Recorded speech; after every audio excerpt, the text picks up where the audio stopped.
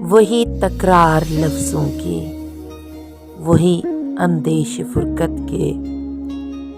वही अनजान सी दस्तक, वही हर बात पे रंजिश, वही हर बात पे लड़ना, वही अपनी किताबों में गुलाबी तितलियां रखना,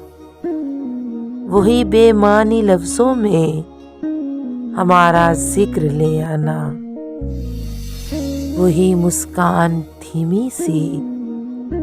वही कुछ बोलती आंखें, वही चुपचाप सा लहजा, वही बेचैन सी हलचल,